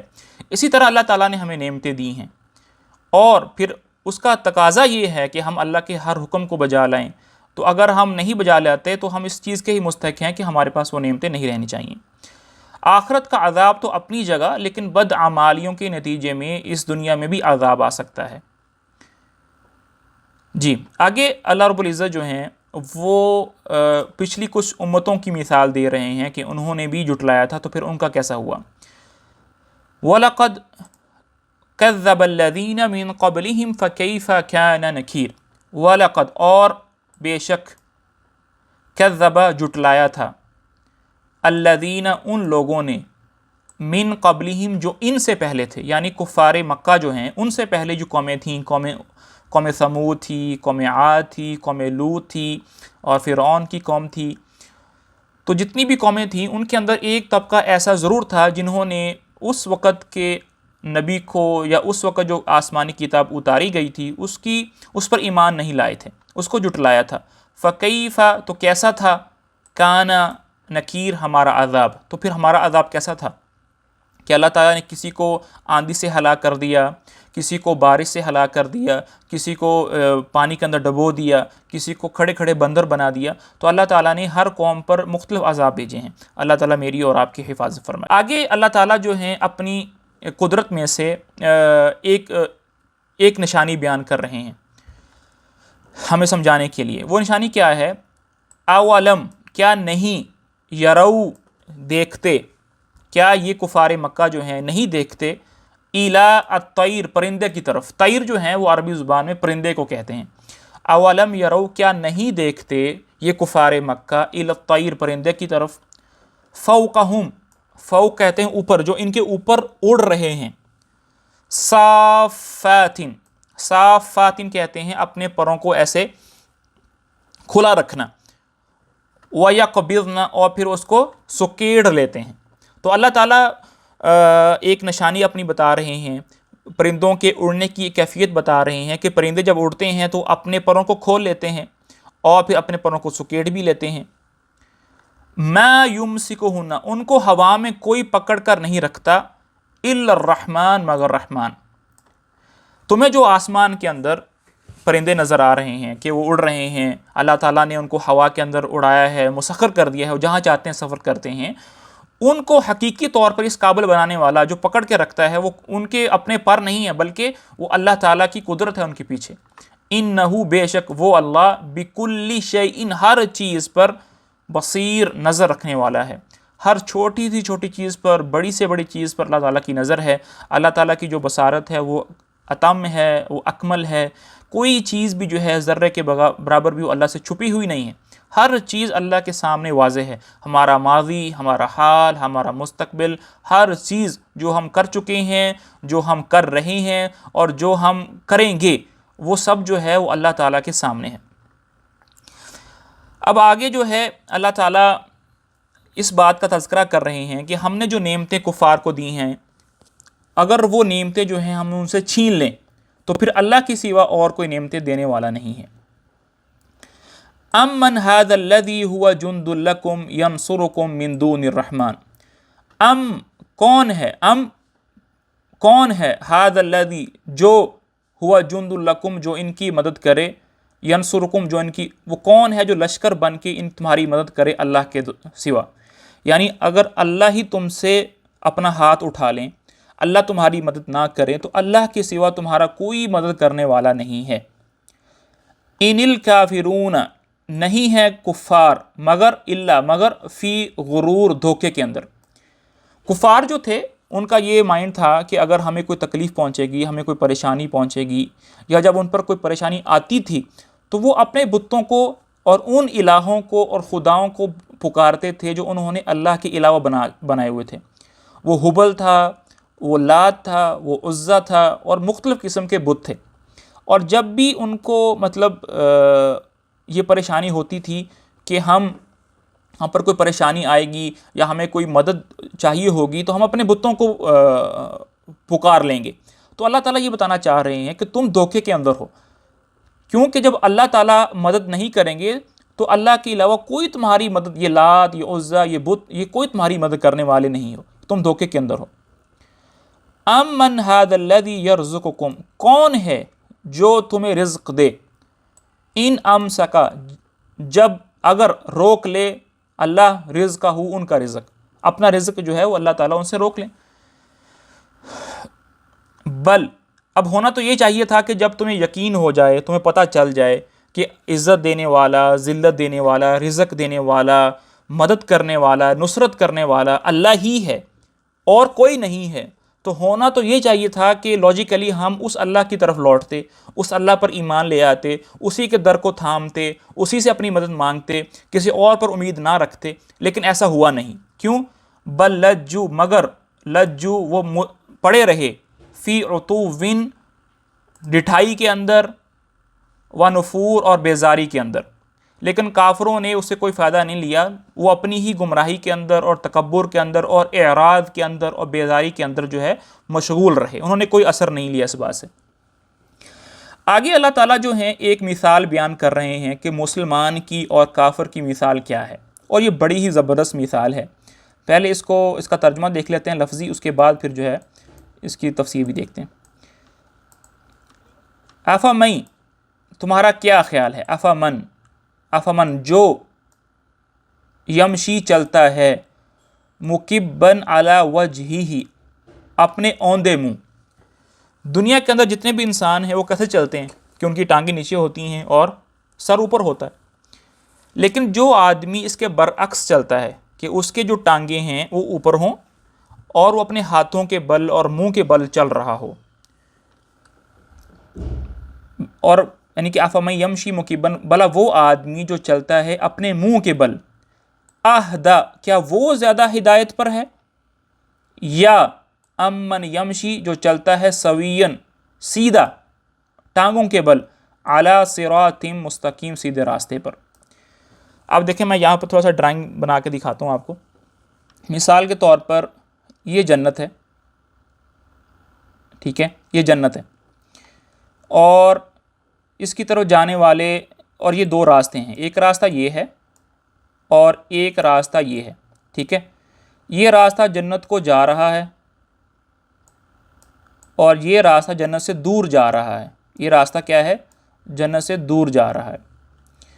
مسلمان جو ہے وہ راستے پر بھی ٹھیک ہے، اس کا راستہ بھی ٹھیک ہے اور وہ چل بھی ٹھیک رہا ہے، تو انسان جلدی پہنچ جاتا ہے. اور جو کافر ہے اس کا راستہ بھی غلط ہے، وہ جنت سے بھی دور جا رہا ہے اور چل بھی کیا رہا ہے؟ الٹے منہ چل رہا ہے. خود بھی غلط ہے، راستہ بھی غلط ہے. اور مسلمان کیا ہے؟ چل بھی ٹھیک رہا ہے اور سفر اس کا راستہ بھی ٹھیک ہے. تو ان دونوں میں سے زیادہ جلدی اپنی منزل پر کون پہنچ جائے گا؟ بے شک مسلمان جو ہے وہ جلدی ہی اپنی منزل پر پہنچ جائے گا. تو یہ اللہ تعالیٰ مومن اور مسلمان کے درمیان ایک مثال سے سمجھا رہے ہیں. افمن یمشی، بلا وہ جو چلتا ہے مکبن علی وجہہ اپنے منہ کے بل، اہدا کیا وہ زیادہ ہدایت پر ہے، یا امن وہ آدمی یمشی سویجن جو چلتا بھی سیدھا ہے، علی صراط مستقیم اور راستہ بھی سیدھا ہے. بے شک مومن جو ہے وہ زیادہ جلدی پہنچ جائے گا. قل اے نبی جی کہیے، هو الذی وہی ذات ہے، انشأکم جس نے تمہیں پیدا کیا ہے، وجعل اور تمہیں دیا ہے، تمہیں دی ہیں، لکم تمہارے فائدے کے لیے، السمع سننے کی طاقت، والابصار اور آنکھیں دی ہیں، والافئدہ اور دل دیے ہیں. قلیلا ما تشکرون، لیکن اس نعمتوں کے بدلے میں ہونا یہ چاہیے تھا کہ ہمیں اللہ کا شکر ادا کرنا چاہیے تھا، لیکن ہوا کیا؟ قلیلا ما تشکرون، قلیلا تھوڑا ہی شکر کرتے ہو، تھوڑا ہی شکر کرتے ہو. تو اللہ تعالیٰ نے ہمیں پیدا کیا اور پھر ہمیں عقل دی ہے، ہمیں ادراک دیا ہے، ہمیں سننے کی، ہمیں بولنے کی، دیکھنے کی ہمیں طاقت سے نوازا ہے، ہمیں دل دیا ہے، ہمیں عقل دی ہے، تاکہ ہم ان چیزوں کو، ان سکلز کو، ان مہارات کو، ان حواس کو استعمال کریں اللہ تعالیٰ کی عبادت میں، اور اپنی دنیا بھی اچھی گزاریں اور آخرت بھی اس کے لیے اچھی گزاریں. لیکن اس کے اپوزٹ چل رہا ہے، قلیلا ما تشکرون، لیکن تم تھوڑا ہی شکر کرتے ہو. اس کا محاورہ ترجمہ دیکھ لیتے ہیں. ان لوگوں، ان سے پہلے جو لوگ تھے انہوں نے بھی پیغمبروں کو جھٹلایا تھا، مگر دیکھ لو کہ میرا عذاب کیسا تھا. اور کیا انہوں نے پرندوں کو اپنے اوپر نظر اٹھا کر نہیں دیکھا کہ وہ پروں کو پھیلائے ہوئے ہوتے ہیں اور سمیٹ بھی لیتے ہیں؟ ان کو خدائے رحمان کے سوا کوئی تھامے ہوئے نہیں ہے، یقیناً وہ ہر چیز کی خوب دیکھ بھال کرنے والا ہے. بلا خدائے رحمان کے سوا وہ کون ہے جو تمہارا لشکر بن کر تمہاری مدد کرے گا؟ کافر لوگ تو نیرے دھوکے میں پڑے ہوئے ہیں. اگر وہ اپنا رزق بند کر دے تو بلا وہ کون ہے جو تمہیں رزق عطا کر سکے؟ اس کے باوجود وہ سرکشی اور بیزاری پر جمے ہوئے ہیں. بلا جو شخص اپنے منہ کے بل اوندا چل رہا ہو وہ منزل تک زیادہ پہنچنے والا ہوگا، یا وہ جو ایک سیدھے راستے پر سیدھا چل رہا ہو؟ کہہ دو کہ وہی ہے جس نے تمہیں پیدا کیا اور تمہارے لیے کان اور آنکھ اور دل بنائے، مگر تم لوگ تھوڑا ہی شکر ادا کرتے ہو. اللہ تعالیٰ جو ہے وہ ہمیں اپنی کتاب کی برکتیں نصیب فرمائے، اس کی تلاوت دن اور رات میں کرنے کی توفیق نصیب فرمائے. السلام علیکم ورحمۃ اللہ وبرکاتہ. نحمدہ ونصلی علی رسولہ الکریم وعلی آلہ وصحبہ اجمعین، وأن معهم برحمتك وعفوك یا ارحم الراحمین. رب یسر ولا تعسر وتمم بالخیر وبک نستعین یا فتاح یا فتاح یا فتاح. آج کا جو درس ہے اس کا میں خلاصہ بیان کر دیتا ہوں کہ ہم کن کن مضامین کو بیان کریں گے. درس کی جو پہلی آیات ہیں اس میں کفار کا تذکرہ ہے کہ وہ پوچھتے تھے نبی صلی اللہ علیہ وسلم سے قیامت کب آئے گی. اور وہ ایسا اس لیے پوچھتے تھے، وہ مذاق بناتے تھے۔ تو پھر آپ صلی اللہ علیہ وسلم کو یہ کہا گیا کہ قیامت کا جو علم ہے وہ صرف اللہ ہی کو ہے، نبی کو نہیں ہے۔ پھر اس کے بعد اگلی جو آیات آئیں گی اس میں پھر اللہ تعالیٰ فرما رہے ہیں کہ جب یہ کفار دیکھیں گے قیامت کے دن کو تو ان کے چہرے بگڑ جائیں گے۔ اس کے بعد پھر اللہ تعالیٰ یہ بتا رہے ہیں کہ ہم چاہے مریں، ہم چاہے ہاریں، چاہے ہمیں نصرت ملے، چاہے ہمیں ترقی ملے یا نہ ملے، دونوں حالتوں میں تم کفار کا ایک ہی رزلٹ ہوگا، وہ یہ ہے کہ تمہیں اللہ تعالیٰ ہلاک کرے گا، تمہیں اللہ تعالیٰ عذاب دے گا۔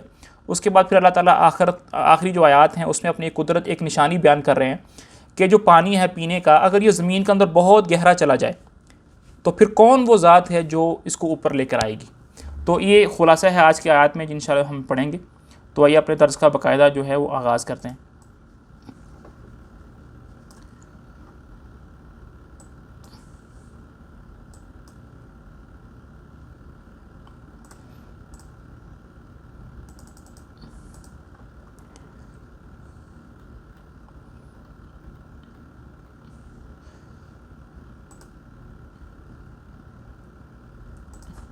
وَيَقُولُونَ مَتَى هَذَا الْوَعْدُ إِن كُنتُمْ صَادِقِينَ۔ وَيَقُولُون، اور کہتے ہیں کفار مکہ کہتے ہیں، متا کب، هَذَا الْوَعْدُ یہ وعدہ آئے گا، ان اگر تم ہو صادقین سچے۔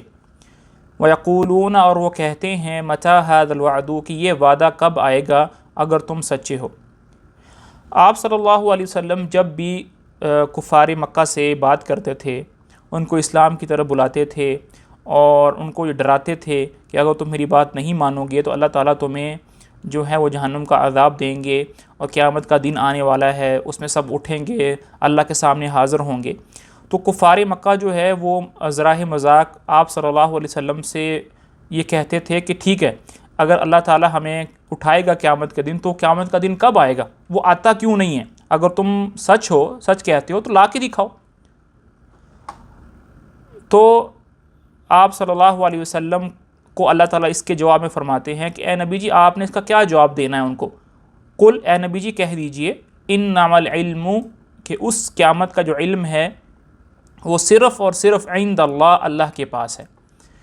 آپ صلی اللہ علیہ وسلم بشر ہیں اور نبی ہیں، اور آپ صلی اللہ علیہ وسلم کو امور غیب کی خبر نہیں ہے، آپ صلی اللہ علیہ وسلم علم غیب نہیں جانتے، اور قیامت کب آئے گی یہ بھی علم غیب کی بات ہے، تو اس لیے آپ صلی اللہ علیہ وسلم کا اس کو علم نہیں ہے۔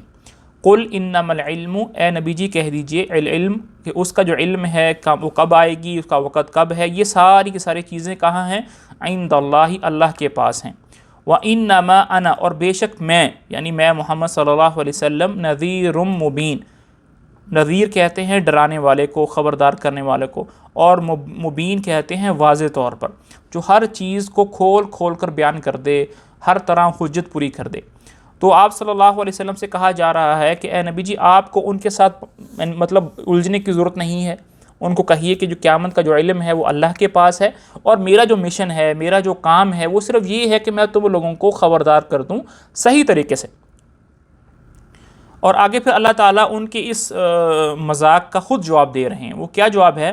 فلما اور جب، رأوہ کہ جب یہ کفار دیکھیں گے اس دن کو، اس وعدے کو، اس قیامت کو، زلفتاً قریب، زلفتاً کا مطلب ہوتا ہے قریب، فلما رأوہ اور جب دیکھیں گے کفار مکہ اس دن کو، زلفتاً قریب آتا ہوا، قریب دیکھیں گے، کیا ہوگا؟ سیئت، تو ان کے سیئت بگڑ جائیں گے، برے ہو جائیں گے، وجوہ چہرے، الذین ان لوگوں کے، کفروا جنہوں نے کفر کیا، فلما رأوہ زلفتاً جب یہ کفار دیکھیں گے اس دن کو قریب آتا ہوا، سیئت وجوہ الذین کفروا تو کفار کے جو چہرے ہیں وہ بگڑ جائیں گے، ناگواری کی وجہ سے، ڈر کی وجہ سے، کیونکہ انہوں نے اس دن کے لیے تیاری نہیں کی ہوگی، وہ اس دن کو مذاق سمجھتے تھے، لیکن جب قریب آتا دیکھیں گے تو وہ سمجھ جائیں گے کہ ہم مذاق کر رہے تھے، یہ بات سچ تھی، تو ان کے چہرے بگڑ جائیں گے۔ وقیلا اور ان سے کہا جائے گا، اور ان کفار سے کہا جائے گا، ھذا الذی یہ ہے وہ وعدہ، یہ ہو وہ چیز، کنتم بہ تدعون جس کی طرف تمہیں بلایا جاتا تھا، جس کی طرف تمہیں دعوت دی جاتی تھی، جس کے بارے میں تمہیں ڈرایا جاتا تھا۔ کون کہے گا انہیں کون کہے گا؟ ہو سکتا ہے اللہ تعالیٰ کسی فرشتے کے ذریعے ان سے کہلوائیں، بہرحال ان سے کہا جائے گا۔ اب آگے جو ایک بات چل رہی ہے وہ یہ ہے کہ آپ صلی اللہ علیہ وسلم کفار کو یہ کہہ رہے ہیں، قل، اے نبی جی ان کفار سے کہیے، ارأیتم، کہ تمہارا کیا خیال ہے، بھلا یہ تو بتاؤ، ان اہلکنی، کہ اگر مجھے ہلاک کر دے اللہ، ومن معی، اور ان لوگوں کو بھی ہلاک کر دے جو میرے ساتھ ہیں، میرے صحابہ ہیں، میرے گھر والے ہیں، میرے پیروکار ہیں، مجھ پر ایمان لانے والے ہیں، او رحیمانہ، اور یا پھر وہ ہم پر رحم کرے، فمن، تو کون ہے وہ ذات، یجیرو، جو پناہ دے گی، الکافرین، کافرین کو، من، سے، عذاب علیم، دردناک۔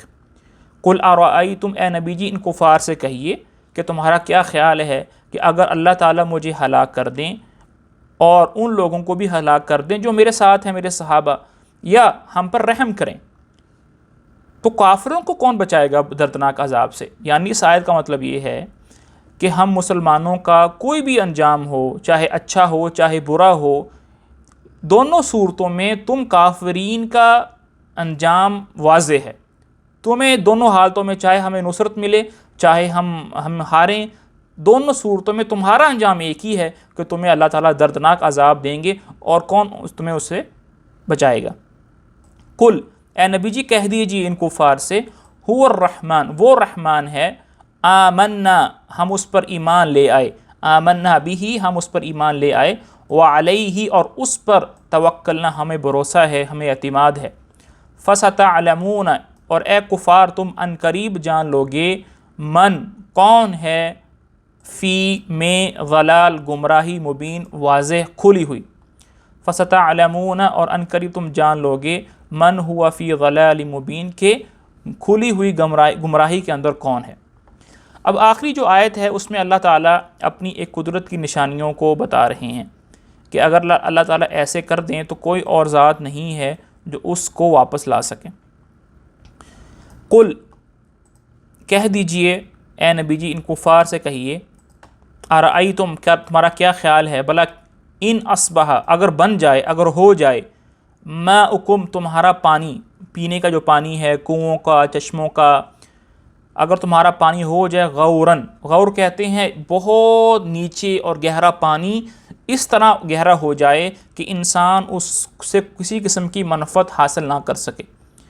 قل ارأیتم، اے نبی جی ان سے کہیے اگر تمہارے جو پانی ہیں وہ ہو جائیں بہت، یعنی گہرے ہو جائیں، فمن، تو کون ہے، یأتیکم، تمہارے پاس لے کر آئے، بماء معین، تیرتے ہوئے پانی کو۔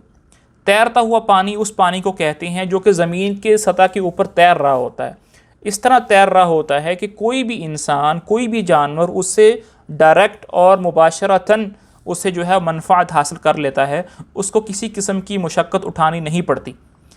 تو ماء معین اس پانی کو کہتے ہیں جو اوپر اوپر ہوتا ہے، جیسے چشموں کا پانی ہوتا ہے، جیسے دریاؤں کا، اس طرح کا پانی ہوتا ہے۔ جو کنویں کا پانی ہوتا ہے وہ ماء معین نہیں ہوتا، وہ گہرا پانی ہوتا ہے۔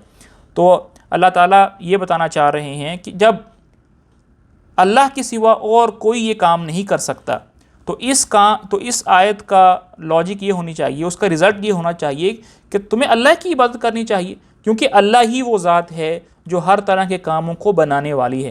جب اللہ کے سوا اور کوئی ذات نہیں ہے تو پھر تم ان بتوں کے پیچھے کیوں لگتے ہو، حالانکہ تم سمجھتے ہو، عقل رکھتے ہو کہ اللہ تعالیٰ ہی جو ہیں وہ کرنے والے ہیں، اللہ تعالیٰ ہی کے پاس قدرت کے سارے خزانے ہیں۔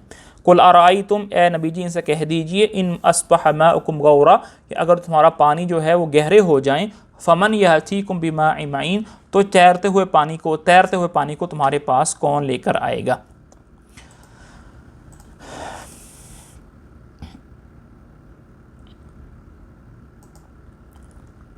جی 27 نمبر آیت جو ہے وہ میں دوبارہ رپیٹ کر دیتا ہوں۔ فلما رأوہ، تو جب دیکھیں گے کفار اس کو، یعنی قیامت کے دن کو، زلفتاً، قریب آتا ہوا، جب کفار جو ہیں وہ قیامت کے دن کو قریب آتا ہوا دیکھیں گے، سیئت وجوہ الذین کفروا، تو چہرے بگڑ جائیں گے، برے ہو جائیں گے، ناگوار ہو جائیں گے ان لوگوں کے جنہوں نے کفر کیا، وقیلا، اور ان سے کہا جائے گا، ھذا الذی، یہی ہے وہ دن، یہی ہے وہ وعدہ، کنتم بہ تدعون، جس کے بارے میں تمہیں بتایا جاتا تھا۔ اب اس کا با محاورہ ترجمہ دیکھ لیتے ہیں۔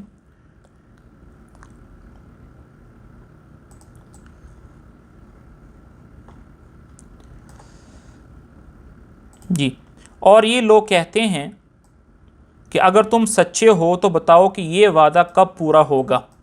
کہہ دو کہ اس کا علم تو صرف اللہ کے پاس ہے اور میں تو بس صاف صاف طریقے پر خبردار کرنے والا ہوں۔ پھر جب وہ اس قیامت کے عذاب کو پاس آتا دیکھ لیں گے تو کافروں کے چہرے بگڑ جائیں گے اور کہا جائے گا یہ ہے وہ چیز جو تم مانگا کرتے تھے۔ اے پیغمبر ان سے کہو کہ ذرا یہ تو بتلاؤ کہ چاہے اللہ مجھے اور میرے ساتھیوں کو ہلاک کر دے یا ہم پر رحم فرما دے، دونوں صورتوں میں کافروں کو دردناک عذاب سے کون بچائے گا۔ کہہ دو کہ وہ رحمان ہے، ہم اس پر ایمان لائے، اسی پر ہم نے بھروسہ کیا، تو چنانچہ ان قریب تمہیں یہ پتہ چل جائے گا کہ کون ہے جو کھلی گمراہی میں مبتلا ہے۔ کہہ دو کہ ذرا یہ تو بتلاؤ کہ اگر کسی صبح تمہارا پانی نیچے کو اتر کر غائب ہو جائے، یہاں پر مفتی تقی عثمانی صاحب نے یہ ترجمہ کیا ہے کہ کسی صبح، تو اصبح کے دو مطلب ہوتے ہیں، صبح کے وقت بھی مراد ہوتا ہے اور اصبح کا ایک دوسرا مطلب ہو جانا یہ بھی مراد ہوتا ہے، تو دونوں ترجمے ٹھیک ہیں۔ مفتی تقی عثمانی صاحب نے صبح کے وقت کے معنی کو لیا ہے۔ ذرا یہ بتلاؤ کہ اگر کسی صبح تمہارا پانی نیچے کو اتر کر غائب ہو جائے تو کون ہے جو تمہیں چشمے سے ابلتا ہوا پانی لا کر دے۔ یہاں پر حاشیے میں ہے کہ کافر لوگ بار بار آخرت کا مذاق اڑاتے ہوئے یہ کہتے تھے کہ اگر آخرت کا عذاب برحق ہے تو اس میں دیر کیوں ہو رہی ہے، ابھی کیوں نہیں آ جاتا۔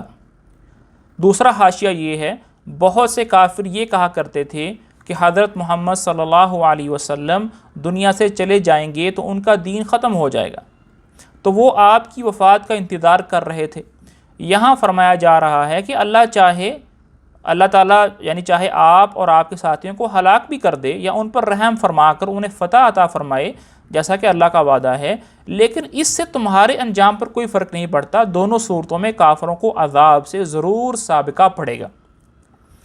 جب یہ بات طے ہے کہ پانی سمیت ہر چیز اللہ تعالیٰ ہی کے قبضہ میں ہے، تو آخر اس کے سوا کون ہے جو عبادت کا مستحق ہو، اور کون سی وجہ ہے کہ جس کی بنا پر اس کی قدرت کا انکار کیا جائے اور وہ انسانوں کو زندہ کر کے انہیں جزا سزا دے۔ اللہ تعالیٰ ہمیں سمجھنے کی اور عمل کرنے کی توفیق نصیب فرمائے۔ بہت ہم نے پڑھا ہے جیسے کہ سورۃ الملک کو مغرب کی بعد رات کو پڑھنے کا بڑا ثواب ہے، عذاب قبر سے یہ نجات دیتی ہے۔ آپ صلی اللہ علیہ وسلم اس وقت تک سوتے نہیں تھے جب تک کہ اس سورت کو پڑھ نہیں لیتے تھے۔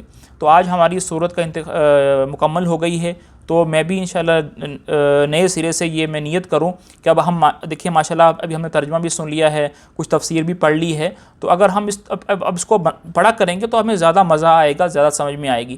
تو ہم بھی کوشش کریں کہ انشاءاللہ ہم اس وقت تک نہیں سوئیں گے جب تک اس سورت کی تلاوت نہ کر لیں۔